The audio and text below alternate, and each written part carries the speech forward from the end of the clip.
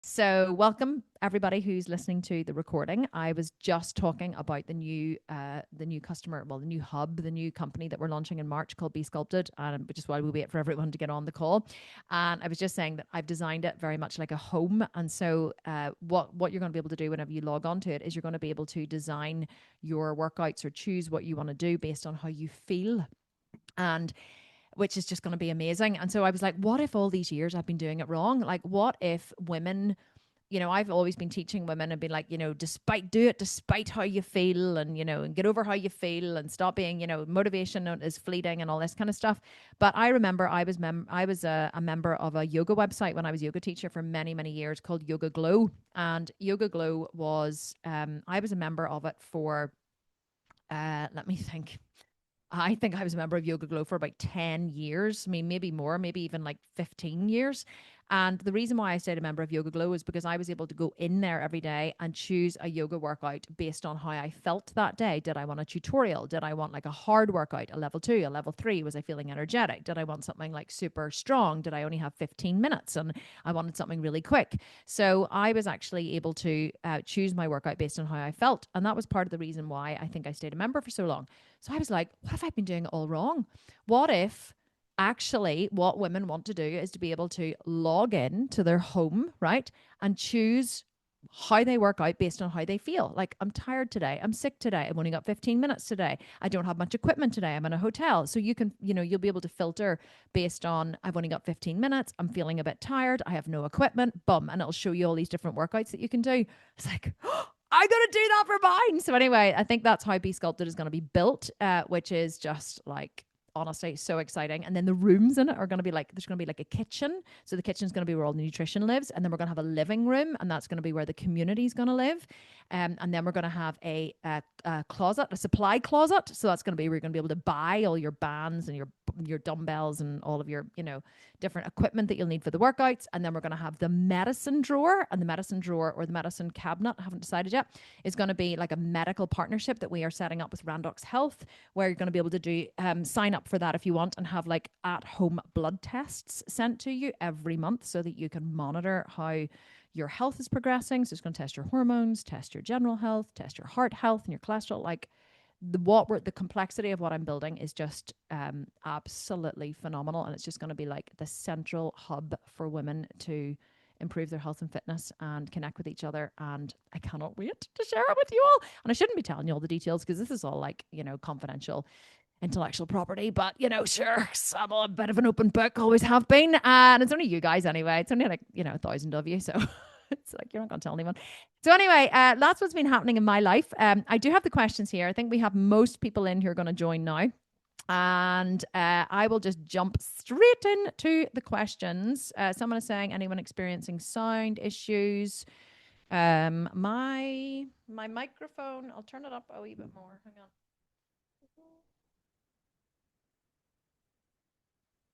Oh God. Okay, I've turned my microphone up. It's pretty close to my mouth. So is that better? Okay, someone's give me a thumbs up. I'll do it again. You obviously want to hear Kim on full volume, so who am I to deny you? I don't know why. There. Okay, I'm now on like super full volume. Are you like too loud, or are we good? Yeah, better? Okay, excellent. I have a tendency to shout though, so that's why I usually have the volume down a little bit. Right, let's get going. Chris is asking the first question, and Chris says, hi, Kim. Hello, Chris. I bought the build plans and I would like to try eating at those higher calories because my lower body looks very skinny when I shred. However, my lower body does show results very quickly. Could I follow the build food plan for 5 to 6 weeks and then shred the last 2 or 3 weeks instead of shredding all 8? Any advice on that? You mentioned upping the intensity when doing the build. What does that mean? Any special advice or info on builds would be helpful. P.S. Loving working out from home. Thank you so much for creating these programs. They are life-changing. You are so welcome, Chris. This is like the most fun I've ever had outside of the bedroom. I'm only joking, in a long time. Outside of like my teenage years or my years in college and marrying my husband, this is literally the most fun I've had in years. So there you are. You guys are like the most fun thing in my life right now. So build meal plans. Yes, you could technically do the build meal plans for 4, 5, 6 weeks if you wanted, and then shred at the end. Just know though that 2 weeks is really not a very long time to shred. That's the only thing that I would say. You really need about 4 weeks to see any noticeable difference. I'm trying to get my microphone in the right place here. You really need to add about 4 weeks to notice any difference with a shred. So if you only do 2 weeks, you're really not going to get very good benefits. I would suggest doing 4 and 4, a 4 week build and a 4 week shred. You're really not going to build very much in the first 4 weeks. You're probably just going to maintain what you have. The other thing about the build meal plans is they're really not super high calories either. They start, I think is it 1600 calories they start at. So it's not like they're really super high calorie. So if you don't have body fat to lose, and you are doing the build meal plans, then yeah, definitely that could be an option. But I would suggest doing 4 and 4 instead of 6 and 2, because you're not going to get very good shred results with only 2 weeks. And then you were asking, what do you mean about upping intensity when doing the build? So this is such a good question. I'm actually going to record a whole podcast on this. You guys will be excited to hear as well. I'm going to go back to doing like the proper Just Kim podcasts as well this year. I'm going to set it up on my new couch that I'm going to put in my studio. And I'm going to do like cozy kind of coffee talk podcasts this year. But here's what I wanted to talk about this. So what a lot of people do wrong, and there's this whole thing going around the internet at the minute, and my daughter is swept up in it, and I keep trying to tell her that she's wrong. Has anyone ever tried to tell a 16-year-old that she's wrong? Doesn't work very well, right? Especially because I'm the mom and I know nothing, apparently. And so I keep reminding her, I'm like, I own the world's largest online vegan bodybuilding company. I've coached more than 500,000 women in the last 10 years. I promise I know what I'm talking about more than that 18-year-old influencer on TikTok, right? So she keeps saying to me, she was like, oh, I'm doing a dirty bulk. Like I'm on a build. And I'm like, Maya, you don't need to eat any more food to build muscle. She's like, but you do, but everyone on the internet says that you do. I'm like, you really, really don't. Okay. You just need to eat at maintenance. There was a whole study released recently. Hattie Boyle actually posted it. She's a girl I follow online. We're friends online. I love her. Very well-respected bodybuilder. She posted a whole study recently, scientific study that was done, that showed that the amount of food someone eats whenever building muscle has very little to do with the amount of muscle they actually build. And I was like, praise Jesus, because I have been saying this for years and everyone keeps telling me that I'm wrong, right? Everyone keeps saying, no, you need to eat to build, And I have to say, for those of you who've been with me for a long time, I know I used to say that as well, right? I used to be like, 8. Okay, well, I've changed my mind now, right? So keep up, right? Keep up, all of you. So here is what the science is showing. And I'm not afraid to change my mind whenever the science shows me otherwise, right? So I saw a great thing the other day. This girl said to somebody online, she was like, I have to say, I admire your unwillingness to change your mind, even when the data proves you wrong. I was like, what a great way to say you're just trying to be right. I got to use that in future. I admire your unwillingness to change your viewpoint, even when the data proves you incorrect. So here's what the data is showing now, right? Real, actual scientific controlled studies are showing that the amount of food that someone eats has very little to do with the amount of muscle they'll build. The biggest influencing factor was their body composition, not their body composition, their biology. Okay. Some people build muscle faster than others, and it's all to do with your muscle fibers, whether you're fast twitch, slow twitch, all the rest of it. I didn't dive deep into the study, so I can't really dissect it for you, but I was just really blown away by that piece of information, which confirms what my own personal experience on my own body and what I'm seeing with these, with the women in the programs, is that you can build a lot of muscle in a calorie deficit if you are consistent with your training. And so my daughter keeps saying, I'm doing a dirty bulk. And I go into the gym and watch her train. And she is training hard, in fairness, but she's not training as hard as she could. Now, I don't want to push her to, because she's only 16. She trains 5 days a week in our gym. Like, what 16-year-old do you know is training 5 days a week consistently, really pushing herself? I admire the fact that she's doing it. So I don't tell her what she should be doing. But the mistake people make is they go, okay, I really want to build muscle, so I'm going to eat a lot of food. I would love it if people would come to me and say, I really want to build muscle, so I'm going to focus on lifting heavier weights in the gym. But no one ever says that. You know why? Because lifting heavier weights in the gym is really, really, really hard. And eating loads of food is not only really pleasurable, but really easy. So if only it were that easy, that if you just ate more food, you'd build more muscle. It's not true. It really isn't true. So the mistake that people make is they go to the gym week in, week out, they lift the same weights or they increase a wee teeny tiny bit, but they're still not lifting to failure. And that's not any of you, by the way, doing the home program with me, because if you're following me in the home program, you are lifting to failure. Okay. That's why these programs are getting better results than any of my programs have ever got ever, because now you have me yelling at you every day and making you push harder, which you were missing whenever you were in the gym by yourself, clearly. So some of you. So what I would love it if people would say, I'm going to go into the gym and I'm going to lift really heavy weights and wait for their body to signal more hunger. Because whenever your body goes into mass muscle building mode, it will signal more hunger. Okay. Now you can either obey that hunger and eat a little more, or you can still stay in a calorie deficit. Doesn't matter. Your body will still build muscle because your body can utilize calories coming from food to build muscle, and your body can utilize fat cells, okay, to build muscle. So if your body doesn't have readily available calories coming from food, your body will utilize fat cells as muscle, right? Break the fat cells down, or not as muscle, as energy. Break the fat cells down into energy, triglycerides specifically, transport them through the tissues, to the bloodstream, to the liver. Well, the liver actually converts them into triglycerides, and then it sends that food or those calories to your muscles to help them to build and repair bigger. So bonus, you lose body fat and you build muscle. If your body only had one energy source, which was food, then you wouldn't actually build any muscle if you didn't have any surplus of calories. But your body has all of that beautiful body fat that it's stored for you, especially us women in menopause. Our body just goes into beautiful fat storing mode. So better to get to use that fat store as energy to build muscle rather than utilizing food. So whenever I say increase your intensity in the gym before you increase your food, what I mean is I want you to go into the gym. If you're like, I want to build muscle, baby, don't think about the food. Think about, how can I decrease my rest time, increase my reps, increase my load, push harder?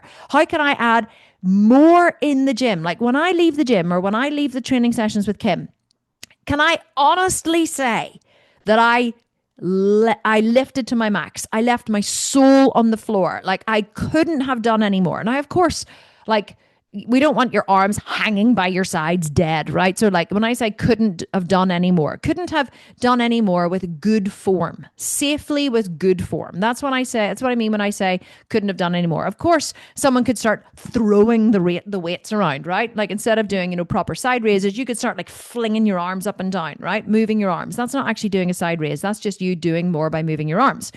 Once the muscle reaches true muscle failure and you pause and you go a little bit beyond it, and then you pause and you go a little bit beyond it, okay? That's true muscle failure. That's stimulating the muscles to build more muscle fibers. Why?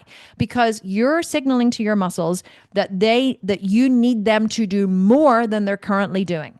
And so your body will respond by giving you more muscle tissue. If you only lift what you're capable of lifting and you don't push beyond what you're capable of lifting, your body will give you no more muscle tissue, because your body doesn't want to put energy into creating muscle tissue if it doesn't have to. But also the other thing you have to remember is muscle tissue is created by tearing the muscle apart. You must either tear it apart, stimulate it, you must damage it in some way in order for your body to build more muscle tissue on top of that, which is really scar tissue. And that's how your body builds more muscle.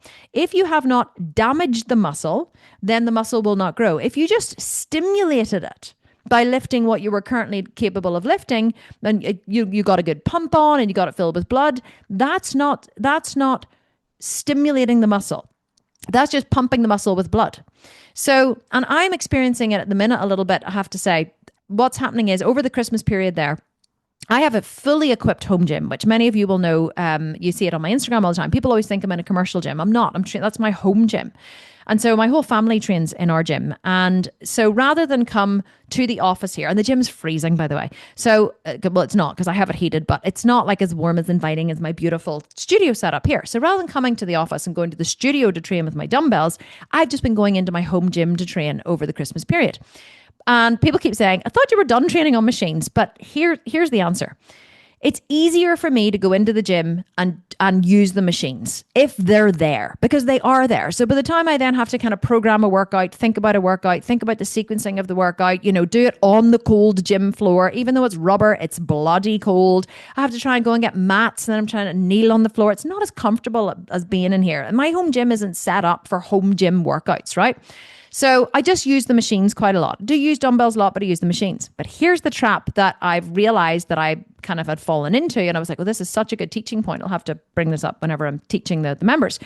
Is that whenever I used to train in the gym, I always went heavy, heavy, heavy. So small amount of reps, like between 8 to 12 reps, always the last set to failure. And when I say last set to failure, I mean real, bona fide, could not physically lift anymore, was a struggle from the first rep failure. That's what I mean. And I haven't been doing that over Christmas. I've just been going in and getting it done because I can't not train. Okay. I'm programmed to train. I need to train my body. I don't want to lose my muscle mass. So I've just been going in, and I haven't been lifting anywhere near my failure weights. So I've been stimulating my muscle. I've been getting good pump on. I've been looking good, but I haven't been sore. I haven't been, really fatigued. I haven't been pushing my muscle in the way that I used to when I used machines. And I've realized, and what I realized the other day was, I was like, okay, Kim, if you're going to continue to train in the gym and, for the next 2 weeks until the studio is built, you're going to have to up the intensity, because I ain't building any muscle.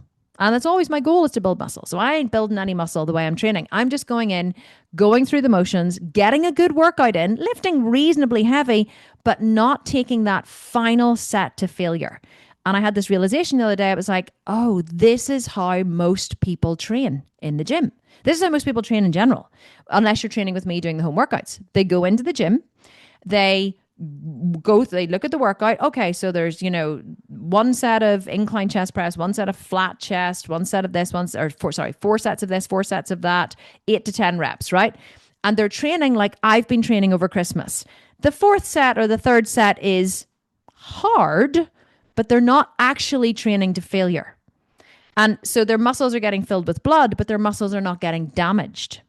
And so these people, no one here on this call, of course, not me, these people are going into a bulk by eating more food, but they're not actually increasing their intensity in the gym. They're not figuring out how to do that first. They're thinking, well, I'm going to the gym and I'm training. And so therefore, surely because I'm training, if I eat more food, I'll build more muscle. That's not how it works. You have to go into that gym and say, okay, how can I get a spotter? Who can I get to help me on my final set? How can I push out some forced reps, half reps, like more reps, more weight? How can I increase my intensity in the gym? And when you're there and you have your phone and you can look at it in between sets, and maybe your rest period goes from 30 seconds to a minute to 4 minutes to 5 minutes because you get distracted by Instagram or you get a phone call, and you're moseying around the gym, doing the machines, waiting on the machines if you're in a commercial gym, which is pants. And you know what I'm saying? And so your intensity in the gym is not increasing. And so most people just go straight into a build, which is really fun when you're eating more food, without actually figuring out how they can do more in the gym. So the reason why I started doing these workouts for you guys, well, it wasn't the reason actually, but it was a beautiful side effect that then I started capitalizing on, was that when you're training with me with dumbbells, I'm going to push you to failure. I'm going to push you to failure. I'm going to push you beyond failure. I'm going to say, come on, do some more. You're going to watch me struggle, fail. You're actually watching what true failure is. And many of you are now going, holy shit, like what I was training before definitely was not like this. I was not training to failure. I was not training the way my body needs to be trained in order to build muscle. And the bottom line is, most people, 95% of people worldwide, maybe even 98% of people worldwide, don't actually know what it takes to build muscle, don't honestly realize what going to failure and beyond actually means. Very, very, very few.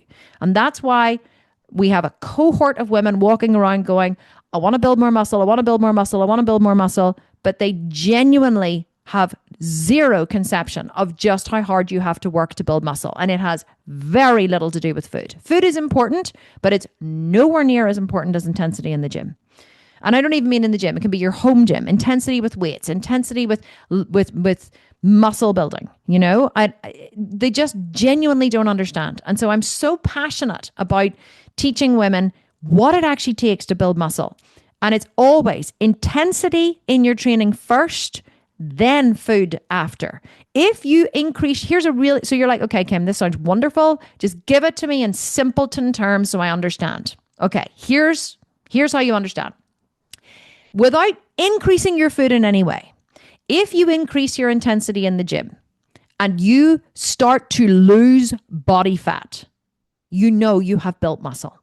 Because when you increase your muscle mass, your metabolism raises and your body naturally starts to burn more calories. So if you start to lose body fat after increasing your intensity in the gym, then you can add in more food. But you won't notice that for maybe 8 weeks. So that is how you know how you should add in more food. If after increasing your intensity, you start to get leaner and you change nothing else in your diet, then it's time to add more food. And that is the easiest way to understand when to add food when you're doing a build. Most of you are eating enough. If you want to do a build, most of you are eating ample amounts of food to build more muscle. But many of you are just not training hard enough. Focus on that first and then add the food after. Whew. 25 minutes on the first question. She's on a roll today. Okay, Heather Lourdier, just wondering how you handle sick days and how do you recover from them quickly and keep on target? I have 3 in elementary school and they are just getting colds now and I'd love to avoid it as much as possible. That's one thing I loved about not sending my kids to school is that everyone else used to get constantly sick and eye infections and ear infections and chest infections because they go around like crazy in schools. But my kids never had to go to school, so that was wonderful. So we never had any of that. So I sympathize with you. What do you do? Look, how do you handle sick days? You wake up in the morning. This is what I do. I can only tell you what I do. So I'll tell you what I do and tell you what my husband does. My husband wakes up and goes, oh, I think I'm getting a cold because my nose is slightly stuffy. And I go, oh, okay. And then I see him later on. I'm like, oh, how was your training today? And he goes, oh, no, I didn't train today. Why not? Well, because I told you I'm getting a cold. You think you might be getting a cold and so you chose not to train. Like, what's the matter with your biceps? Like, your biceps are very far from your nose. And he's like, I know, but I don't want to, tax my body. I'm like, oh my God. Like, the difference between men and women is just unbelievable. Whereas I'll wake up in the morning and go, yeah, definitely have the flu. Was up vomiting all night. It's only shoulders and biceps. Do I feel like I could manage it? And that's how I assess, right? I wake up in the morning and I'm like, could I train today? And if it's a training day and I feel that I could train, I do. So a lot of times, especially if you've just got a cold or whatever, if you've got a full blown flu, then you'll wake up and you'll be like, I can't even get out of bed, never mind thinking about training. But if you've got a cold, you continue to train. If you've got, I don't know, I can't think of God, I mean, it takes a lot. It would take a lot for me not to train. Like my husband, I always rinse Ryan in these calls. If Ryan the other day, I said to him, did you go to the gym today? Or did you train? He goes, no, I didn't. And I said, why not? He said, because I told you I hurt my calf muscle. And I'm like, what has your calf muscle got to do with your shoulders? Like, you can train shoulders. He's like, well, no, but you have to like push your foot into the floor, I'm like, oh my God. Like, anyone else have a husband like this? Like, you can't train shoulders because you hurt your calf muscle. Like, it's insane. So, whereas I'm like, okay, what can I train today? Got a bit of a sore shoulder. Okay, can I push? Can I pull? Can I do legs? Can I rest something on my shoulder? Like, I'm always testing how can I work around this. And I think it's a very female way of getting through things, right? We have to go on. We have children and we have periods and hormones and menopause and there's ain't nobody handing out fucking sick notes for us every day. We just have to keep going. So my advice is, if you're sick, test in with your own body. Can I train today? If you can, do it. You might surprise yourself. I often find when I have a cold or some kind of sickness, when I train, it actually, I find, moves that through my body faster. I don't know if that's true, or it's anecdotal, or it's just kind of mind over matter. I can't even tell you. But what I can tell you is, unless I have a full-blown vomiting bug or flu, I just train. I might be a whingy, whiny bitch about it. Like, I'll complain to myself inwardly. I'll walk around muttering to myself, about those fuckers, like those weights. Or, I'll curse up and down. I totally. But the bitching and whinging just helps me to get through it. So try and get through is what I would say, as much as you possibly can, unless it's a full-blown flu, and then you must rest. If it's a really bad virus, you have to rest and let your body recover, get back to it as quickly as you can. But with weight training, you have to learn to keep going. You have to learn to just keep going, because results come from consistency of action applied over time. And yes, a sick day here and there isn't going to derail you, but if you allow yourself to be derailed by the small things like a cold or having no time or having slept in or not really feeling like it, or like, this is why our programs are so successful, because there's a lot of women in the world just let themselves off the hook all the time. You just let yourselves off the hook because you don't feel like it today, because we're very much on feeling. And I know I said at the start that was a good thing. You should choose based, on how you feel. But if I really don't feel like working out, I just say, I'm just going to give myself a break today. I'm going to go in, I'm going to do the workout, but I'm not going to lift my full weights. And then of course, once I'm in there and I'm lifting, I'm like, yeah, let's go for PBs. I'm like, you get into the zone and you're there. That's why I always say all I have to do is press the magic button, start the workout. When you're in the flow of it, you will feel better. Often you'll feel better. And if you don't, just try and get through it as best you can and, chalk it up to not a great workout, and that's fine. Done is better than perfect. So try and get it done as much as you can. Whitney Ray, how much training is considered overtraining? I love the follow along videos and I do them back to back in the morning. And I was also considering doing the gym program in the evenings 3 to 4 days a week. Would this be beneficial or just too much? Okay, there's a kind of a double barreled answer to this, Whitney. It would be too much if you're training properly. And that's the caveat. That would be perfectly fine for someone who isn't training fully to failure. But if you're training fully to failure with me in the home workouts, you would not have the stamina to go to the gym in the evening. And even if you did, and you went to the gym in the evening, then your recovery would start to suffer. And you would become extremely fatigued and it wouldn't be good. So if someone is training consistently, heavily, if someone is training to failure, if you're properly following the workouts with me and you are really feeling the burn, you're really, pushing yourself as hard as you possibly can, you do not need to go to the gym in the evening, because your muscles can only take so much stimulus. And remember, muscles don't grow when you're training, muscles grow when you're resting. Muscles get damaged when you're training. So you're actually damaging your muscles. So if you damage your muscles efficiently in the training with me, then you're going to the gym that night and you're training damaged muscles without giving them a chance to fully recover. So you're kind of compounding the damage. And you might think, well, that's good because then I'm damaging them more so they'll grow back faster. Well, that could be true if you were giving yourself adequate rest periods between the sessions, but you're not, because you're going to be going straight back into another session the next day, because this is 5 training sessions a week.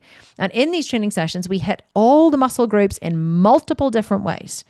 So you really do not need to go to the gym in the evening if you're following the home training. The only thing I would say is it's very hard to get heavy back workout, heavy back training with the dumbbells, because in order to really train your back with dumbbells, you have to do a lot of bent over stuff. And so the only way to get a really good back workout in is to be bent over all the time. And I find my back suffers a lot if I try and do just heavy dumbbells. and with a lot of bent over work. So quite often what I will do is sometimes I'll throw in, not whenever I'm on a recording schedule though, because I'm just far too fatigued, but over Christmas I've been doing some good heavy back sessions in my gym with the back machines, because it took me years to build. I have a really big muscly back and I love my back, and so I don't want to lose the muscle that I built in it. It is a lot smaller than it used to be, which is great, partly due to fat loss, partly due to muscle loss. My waist is really tiny now. I actually measured my waist the other day, and like in the smallest part of my waist around the middle, it's 22 inches. I was like, I think the last time I measured my waist, it was years ago, it was like 28 inches or something. I've lost like 6 inches off my waist. Now that is thickness of muscle in my lower back, because I don't have that anymore, which is good, but it's also a lot of body fat. So whenever I did my measurements the other day for Angel Competition bikinis, they're making my bikini for the show, I was like a true 34, 24, 34, I think it was, or 32, 24, 34, which I haven't been in years, or maybe 20, 32, 24, 32, can't even remember. But anyway, I was just really stunned to have such a small waist, because you have to measure your waist lower than the middle part for your bikini. I digress. So the only thing I would say is, if you wanted to do an extra back session, you could potentially do that. Do I recommend it? Not during the challenge. This is tough. These are 5 days a week. Tough, cardiovascularly tough, physically tough, tough in your central nervous system. You would just be overtraining for no gain.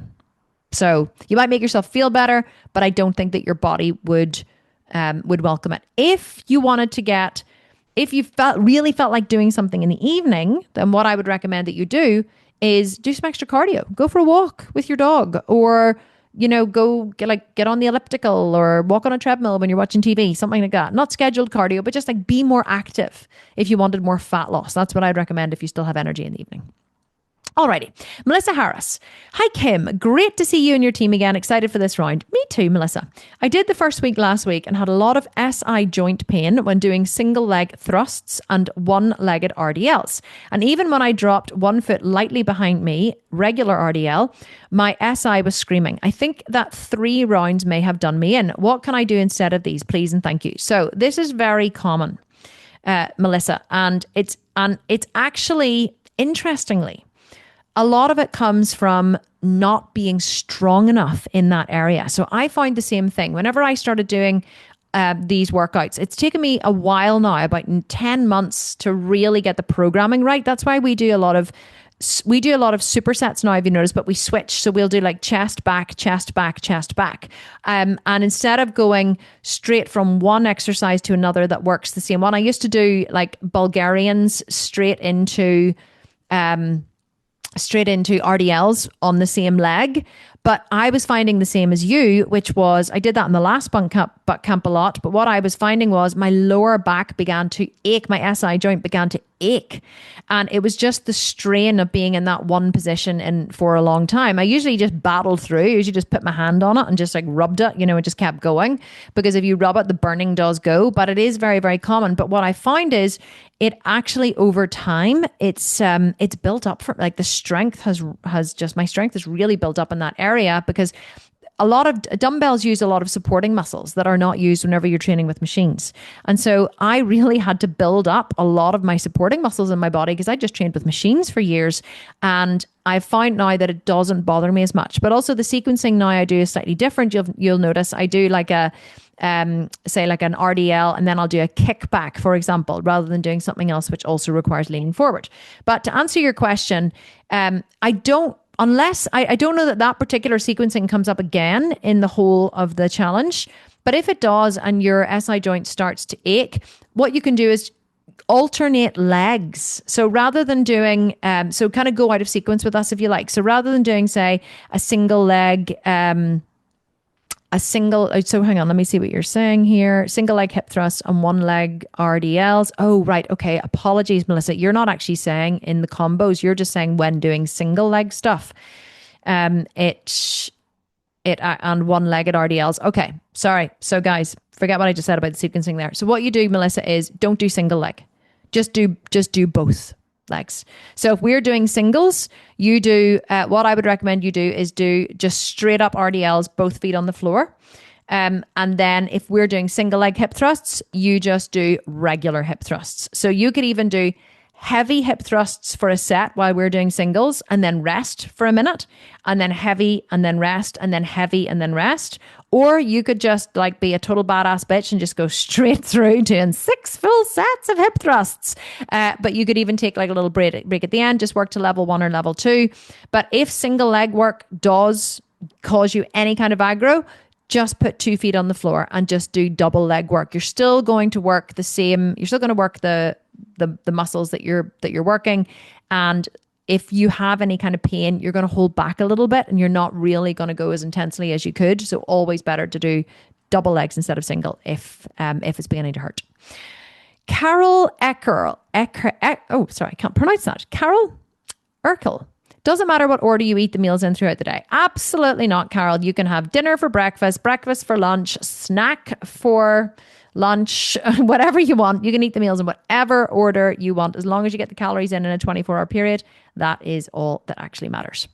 Okay, Tarana Weaver. I've lost 60 pounds and didn't work out. I'm a beginner. So my question is, in the day 2 workout, is there an alternative for the lunges with the band? I have bad knees. So the lunges with the band, it probably does come up again actually later on in the sequencing. We recorded all these videos before Christmas, so I can't remember exactly what the workouts are.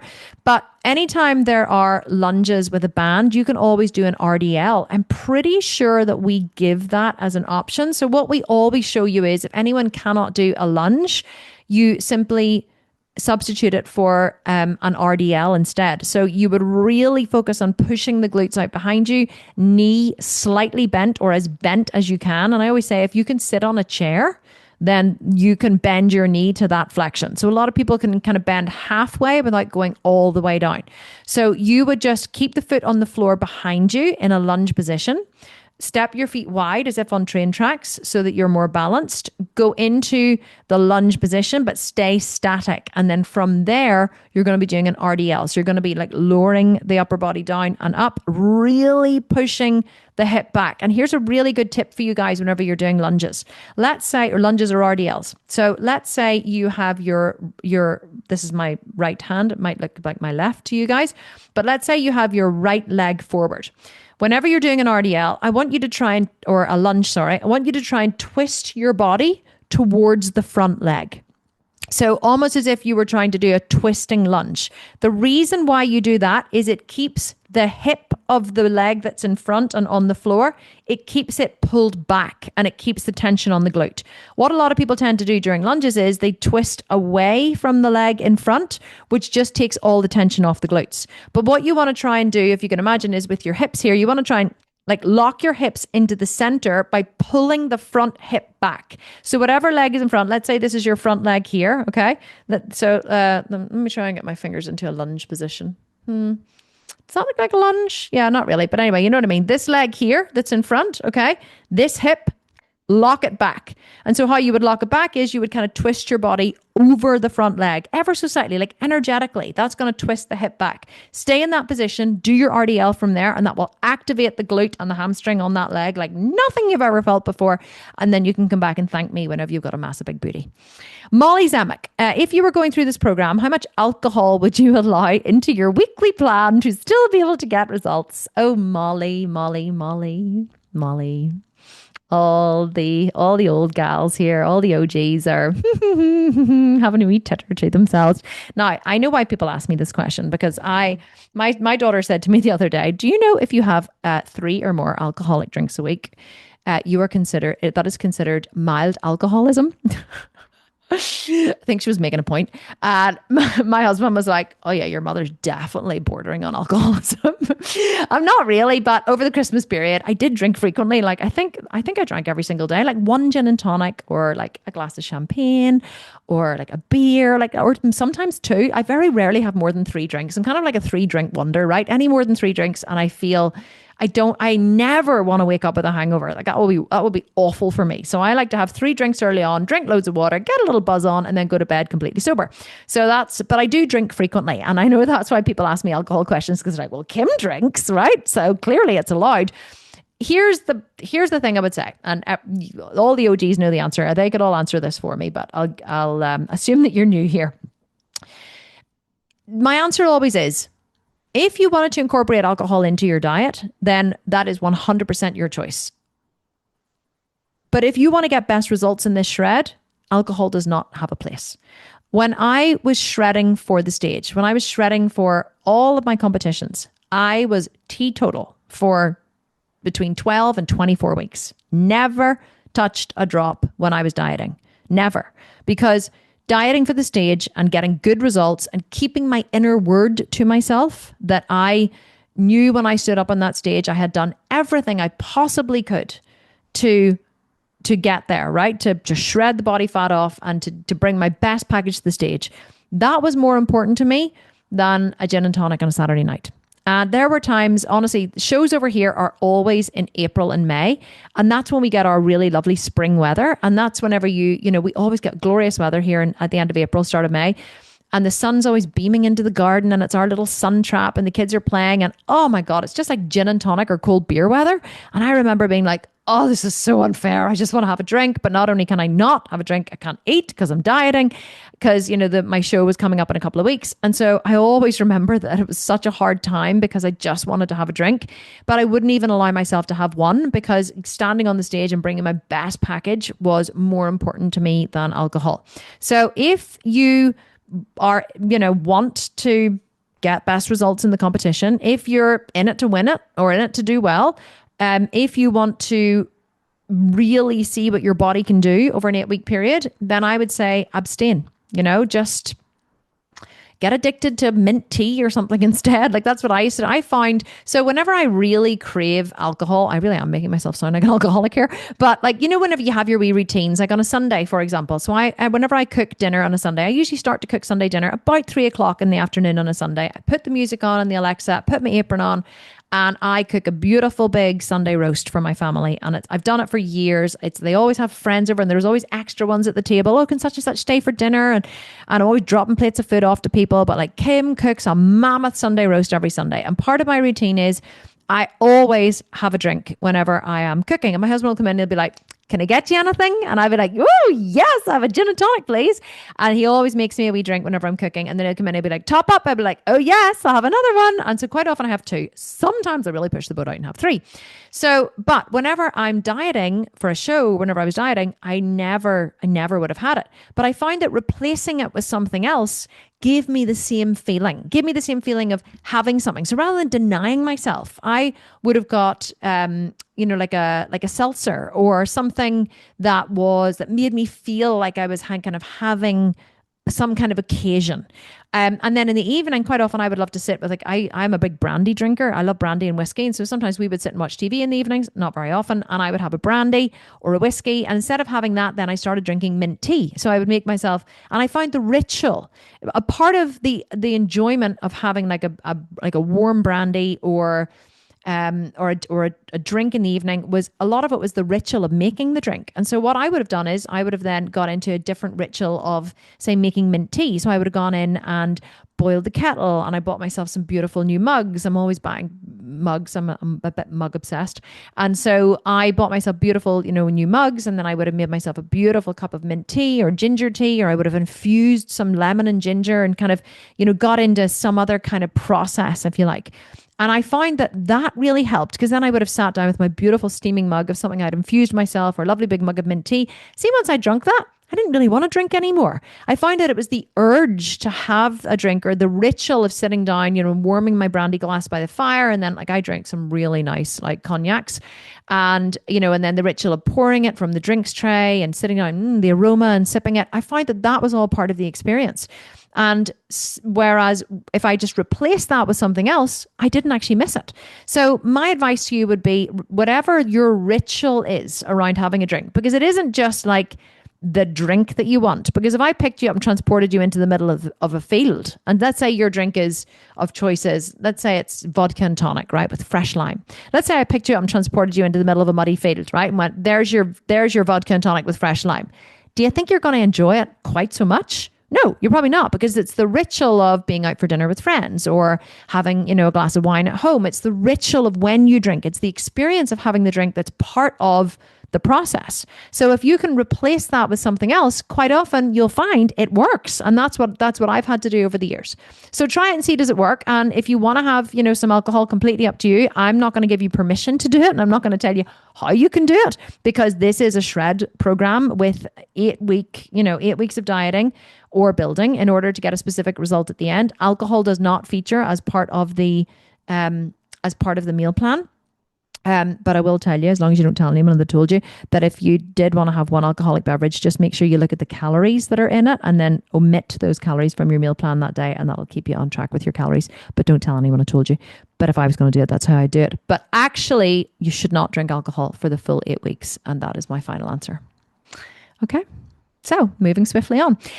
Stephanie Jones, I can't be on the Zoom call because I'm teaching, but I will watch the replay. Is it all right if I do the sessions back to back with a 10-minute break in between, or do I have to split it up? Morning strength and evening cardio. No, Stephanie, you can do it in whatever way suits you. Back to front, upside down, midnight, 5 a.m., separate, apart, together, whatever way works for you. Fasted, non-fasted, whatever. However, on your head, on your bed, just get it done. Doesn't matter how, when, where, what, why.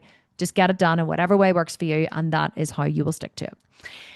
Amy Lavasseur, I have just done guns and holiday shred, and I have a question regarding my weight training sessions when they finish. Even though I'm doing level 3 and increasing the weights and going to failure, I am not exhausted. Can I easily jump into cardio or other training? I'm sorry, I can easily jump into cardio or other training. Is that normal?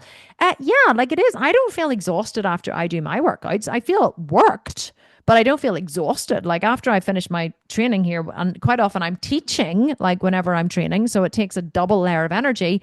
I don't come in here, I'm not like, oh my God, I'm completely exhausted. Like I quite often do 2 back to back, or, then I'll go off and do some cardio or something. So you don't want to leave your sessions feeling completely exhausted, because there's strength training sessions. Yes, there is a lot of cardiovascular work included in these particular ones, but they are strength training sessions. And so strength training sessions shouldn't make you completely exhausted. They should just make you feel slightly fatigued in the areas that you've been working. But if in the beginning, don't get me wrong, probably some of you are like, well, okay, I'm exhausted at the end of them. And if you are, that's totally fine. It just means that this level of training is probably new to you.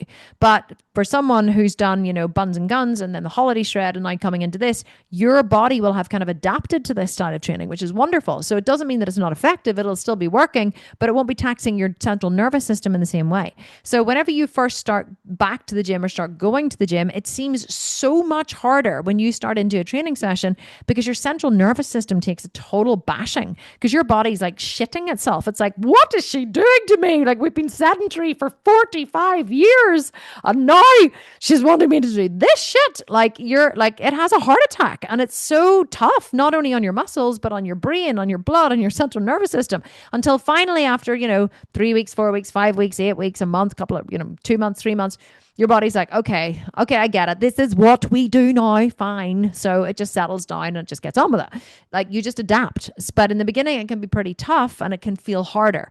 Just because it gets easier as you move along doesn't mean it's actually easier. It just means that your body's adapted.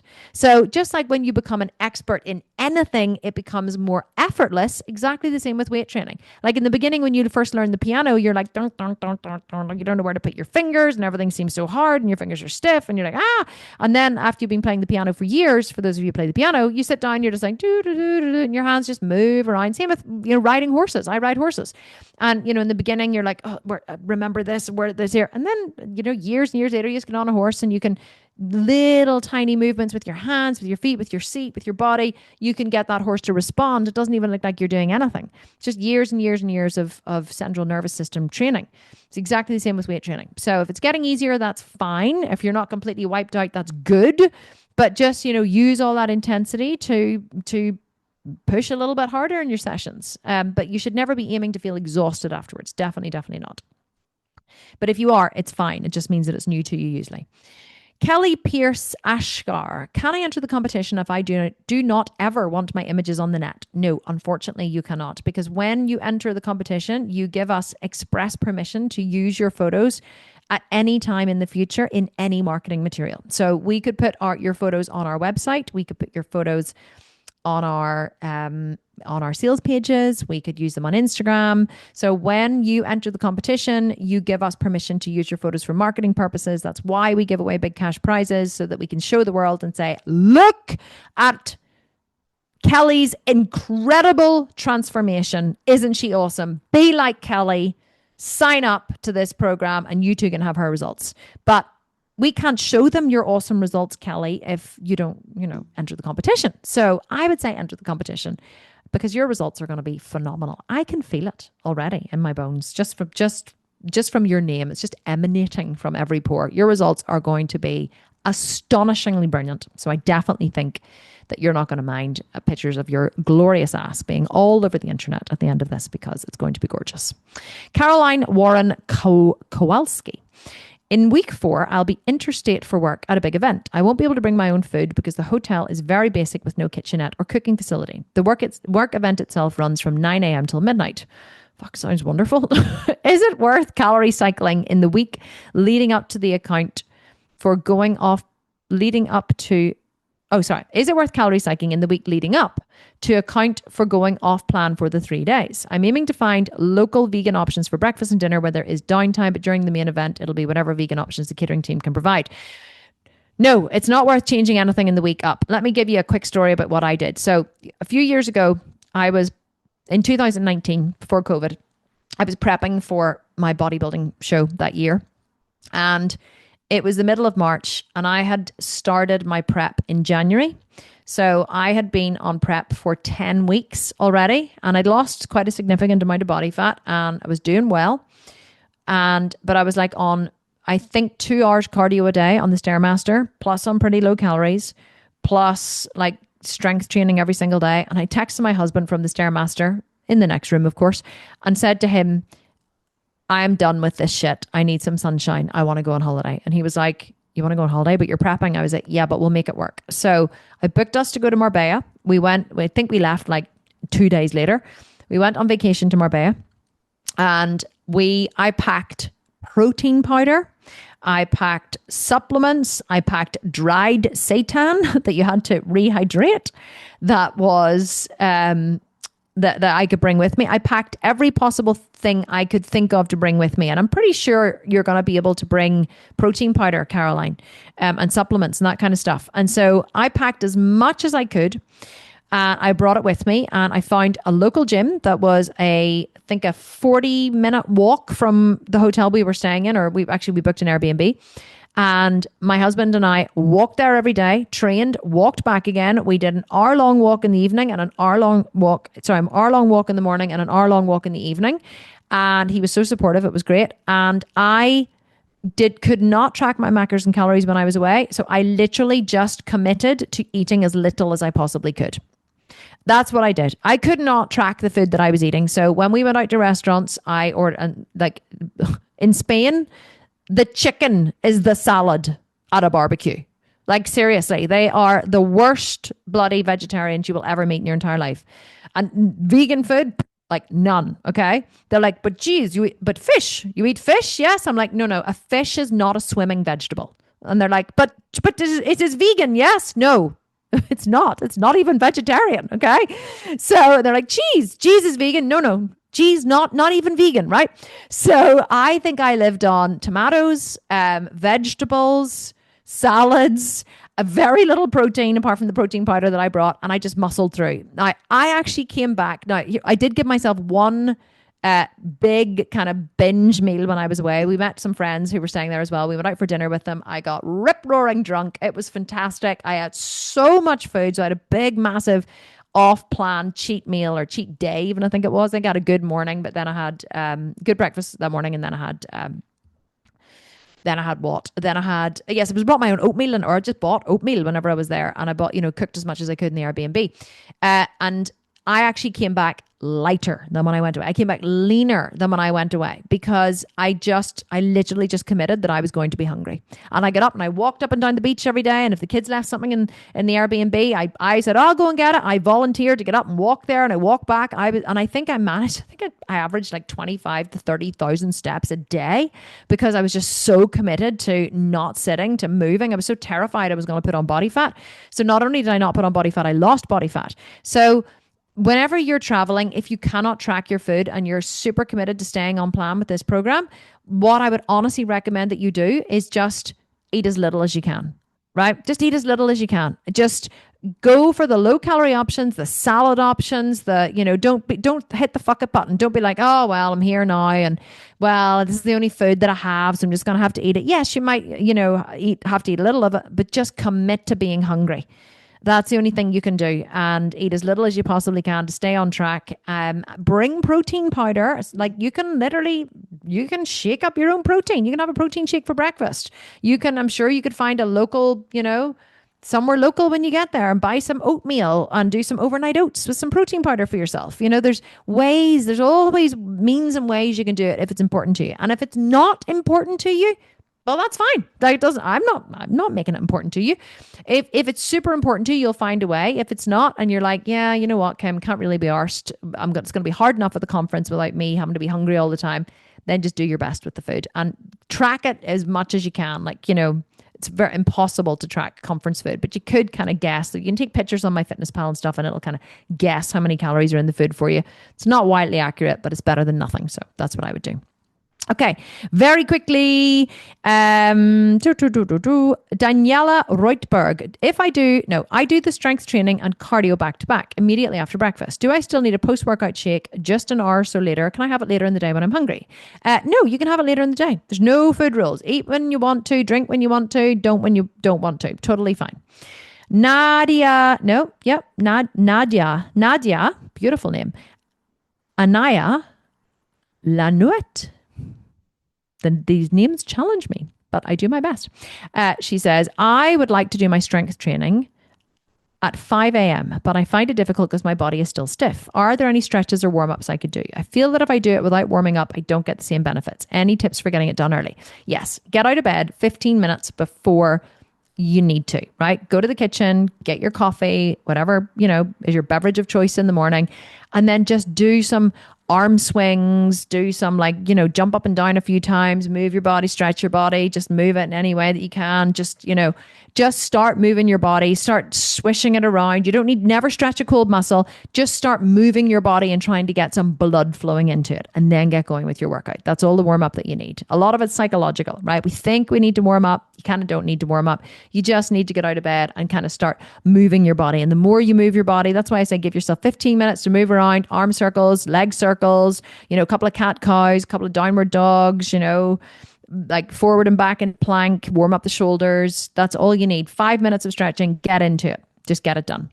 Rena, oh my goodness. Krokesha Schneider.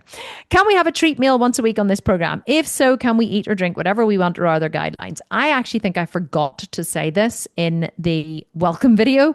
I've done so many of the welcome videos now. I definitely think I forgot to say it. Yes, you can have one off-plan meal per week. So one per week, any meal of your choice. There are no rules. Just try not to make it a 10,000 calorie meal because that's definitely going to derail your progress. So one meal of choice per week. Enjoy it if you need it. Okay. If you don't need it, don't have it. But this is 8 weeks long. So it keeps you psychologically committed to the program. So one meal of your choosing each week. You don't need to count the calories. Usually it does not involve alcohol, but if you had a beer or a glass of wine, I wouldn't judge you. And then straight up and back on plan in the morning. Okay, last one. Barb L. Gonzalez. Hi, Kim. Question about the bands. Are they really necessary for the lifting part? I have access to dumbbells, but since I never use the bands other than the ones required for leg day, I didn't think I would need them, so I didn't order them. Should I purchase them? Thank you in advance. So we do some back work with the bands that is actually really, especially further on in the program, which is actually really beneficial. So you can definitely get a really good workout with the bands. You can get loads of resistance for shoulders and back. We do some kind of pull downs with the bands as well, which really work into the upper back. Are they necessary? No, you can do everything that you need with dumbbells for sure. But they're super inexpensive. Like, I think they're like over here, they're like £10, like $15 for like a set of bands. You will use them. They are a great asset to your home gym arsenal. If they're in your budget and you can afford them, I definitely would get them. But if you can't or you don't want to, you will be able to do whatever you need to do with dumbbells. So don't worry. And that is it. Only 2 minutes past the time. I feel very accomplished today, getting through all the questions. Thank you so much for being here. So good to see so many familiar faces. Guys, can I just make a quick request of all of you before we go? And actually just seeing the lovely Alicia has reminded me, or is it Alicia or Alicia? Alicia? Nod for Alicia. Yes. Thank you. Alicia, seeing your lovely face reminded me of the amazing testimonial that you left for us for one of the last programs. Can't remember what one it was, but anyway, it was brilliant. And I really want to make a really special request for testimonials from you guys. We have a link under the featured tab of in the Facebook group, and it links to a website called Senja. Maybe it's Senja, Senja, Senja, I think it is. And we have discovered this great tool for collecting testimonials. And all you have to do is hold your phone up like this and talk the biggest load of shite to your phone.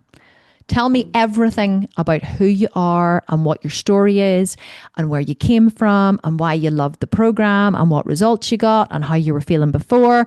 Because we take those testimonials and we just pull out the best parts to make like anywhere between a 30 and 60 second testimonial. So you can ramble on. In fact, the more you say, the better. Okay. The more concise you try to keep it, the harder it is to make a really good video out of it. But I want to celebrate your results to the world. I want to show people, not just in photos, but in actual videos of real people, what women are achieving with these programs. And I know that it's hard to, you're like, oh, you get self-conscious or I have to look my best. You really don't, right? Doesn't matter what your hair looks like. Doesn't matter what your makeup looks like. Doesn't matter what your background looks like. It's only going to be your face in the middle of it. And I just, some of you have just gotten such incredible results. And even if you haven't gotten really good results, it's not always about the results. It's sometimes just about how it made you feel or about the community or about, not all results are body, right? We call them non-scale victories. It could be that your cholesterol came down or you developed a better relationship with your husband because now you're not a grumpy bitch all the time or something, right? It could just, whatever benefit you have gotten from the program, I would just love to share that with the world. And of course, it helps me sell more programs, which is good because then we can, make more stuff for you guys to have better bodies. So it's kind of like a full circle thing. But testimonials are so powerful. They're so powerful because they're not me saying this is a really good program. It's you guys saying this is a really good program. And I just want to slam the world with testimonials whenever B Sculpted launches. I just want so many people I just want to be like people going, okay, right, there's loads of people saying this is good, so I'm going to trust them. So I would love heartfelt plea. And I'll try and think of something I can give you as a thank you for doing it. I was like, well, I don't even know how I would set that up, but I told the team to think about it. Like, how can we set up like that we send everyone who leaves one a thank you gift? So I will figure that out, right? How to send you a thank you gift for doing it. But just out of the goodness of your heart, before we have that figured out, if you would go to the Facebook group, go to the featured tab, click the link to leave a video and just ramble on. Even if you've left one before, leave another one, right? You can just leave another one. If you have, I have a new benefit that I have gleaned, go and tell us about that too. Like there's no limit to the amount of videos that you can leave. And I would love if you would do it for me. Just do it for me, please. And if you don't, I'll still love you anyway. But I just wanted to send out a wee heartfelt plea for more videos. Thank you, please, and thank you. Okay. Love you all so much.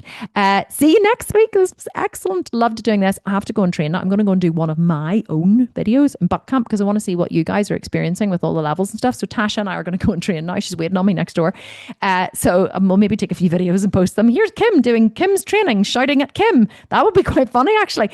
So I'll let you know how I get on and see you all next week for another Q&A. And thanks so much for being here. Love you all so much. Okay. Sending you love. Okay. Bye.